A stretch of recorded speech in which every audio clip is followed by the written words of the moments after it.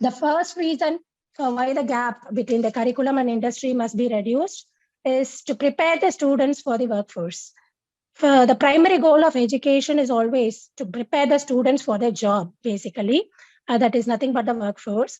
When there is a gap between the curriculum and industry, what happens? Students will not be adequately prepared for the skills and the knowledge that the employers usually require.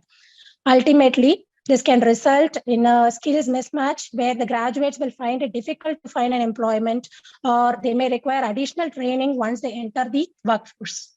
Next reason is to address their skill shortages. Many industries, including the technology industry, are facing scarcity of skills. When there is a gap between the curriculum and industry, it can exacerbate these shortages. So by reducing the gap between the curriculum and the industry, the academic programs can really help the students ensure that they are possessing the skills and knowledge which are in demand. And with that, they can address the skill shortages. The next key point is enhancing industry academic partnerships. When there is a gap between curriculum and industry, it will become a barrier between academic and industry. So we have to reduce the gap, obviously, by means of education to make them build stronger partnership between academia and industry, which will lead to greater collaboration, research opportunities, and internships, and in turn, the job placements for the students.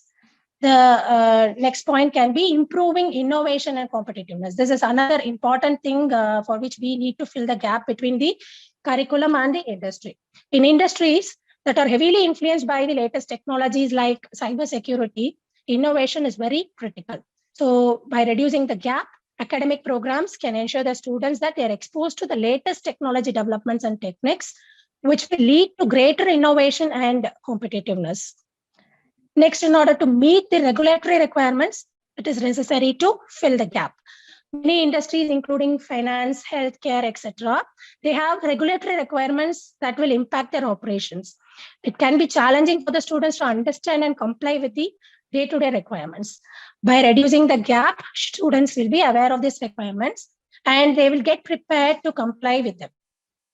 From all the above reasons which I have pointed out, I would like to summarize that reducing the gap between curriculum and industry is important because it prepares the students for the workforce, it addresses skill shortages, it enhances industry academic partnerships, it improves innovation and competitiveness in order to meet all the regulatory requirements.